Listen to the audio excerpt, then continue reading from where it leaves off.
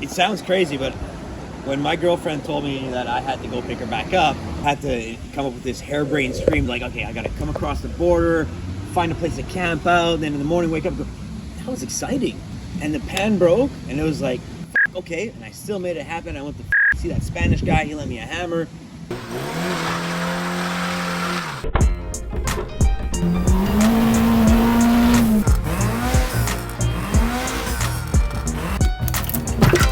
Who's there? Connecting rod. That's good.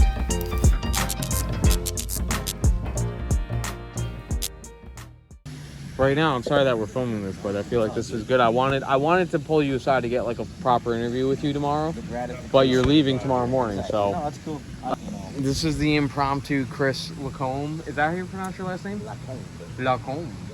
This is the impromptu Chris Lacombe interview. He's an animal because he drove this from Canada. He left Friday morning. Friday night, 6 p.m. is when I said, okay, I feel like going. And at 7:30, I was on the road. My truck wasn't even at home. My truck was at Fred's at Tech 53 Garage. It was the day before the coolant hose going from the pump to the head blew. And I told my girlfriend, I was like, hey, do you mind if I go do a little road test with my truck? Like, okay, where are you gonna go? I'm like, New Jersey. And she's like, is that really what you said? Word for word. What was her reaction? And she was like, you really want to go? I'm like, kinda. She's like, go ahead. She knew that, like you were saying, it's not going to be forever, that we can do these things. The slightest opportunity presents it to yourself to you. You got to take it. If you don't, you're going to always wonder, man. What if I went to go drive? Exactly. Well, how long was the drive? To get here was 9 hours total. 4 hours the first night, and then 5 hours this morning. I left at 7:30 in Quebec. Friday night. Arrived in Albany at a Walmart at 11:30. He set the tent up in the bed. I was like, there was a patch of grass, but I was like, I'm pretty sure that's illegal, and I'm pretty sure that's not. So literally, and the security guy, I saw him passing by looking in people's cars to see if they're sleeping, and he just drove by my truck and kept going as I was setting up the tent. So honestly, that's just part of the fun. Just being able to say like, yep, I got 5 hours of sleep.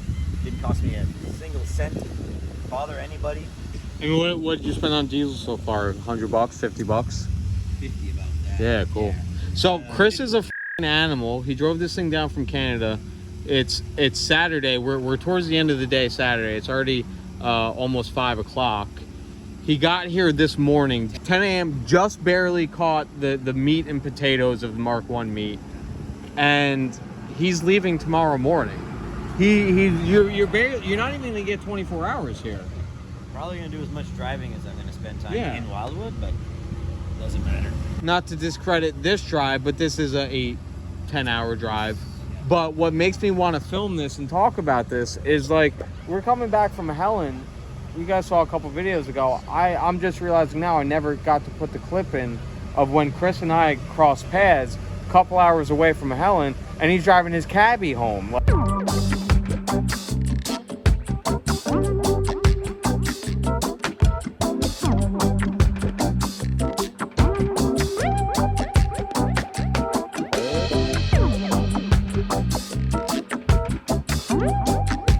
Like Chris, to Canada. What was that, a 20-hour drive? 26. Without the breakdown. The breakdown was an extra 13 hours. So 26. Yeah, if I wouldn't have broke down. Well, the first, 26 reasonable straight. That's stopping to sleep and eat and fuel. On Google, it's 18. Stopping, fueling, eating, a couple things. In a Mark 1 cabbie. Like Chris is about it. This is what I preach. Drive your cars while you still can, especially if you're talking about older cars, because the parts are only going to be harder to get. Less and less people are going to have these parts that we need when we break down on their shelves that are willing to help you. There's no satisfaction out of seeing your car parked in the driveway, but seeing it, 1,200 miles from home, parked with other cars that you only see on the internet. It's cool. It's a fun little. It's an adventure. The getting there is half the fun. We were talking about last night where somebody was talking about their friends, I was always trying to hunt a deal, even if it's not a deal. But guess what? Sometimes like hunting the deal and just the chase is half of the fun. We're not going to take up too much of Chris's time. He's about it, man. You guys have seen in the past the madness videos, Chris, like... It's like an hour and 20 minutes, more. Oh, wow. Mr. Chris. Hi there. Hi, hello. How are you? How was the drive? Past I 3 kind days. of took like Zigzag. really long detour. He's been over like all New England at this point. I drove through 8 states to make it to Pennsylvania, but it was worth every freaking mile. Oh, hi. Oh, hey.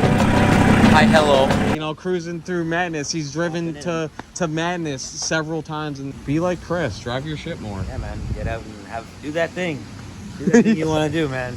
This is my thing, and I'm doing it. Yeah, ride those vibrations.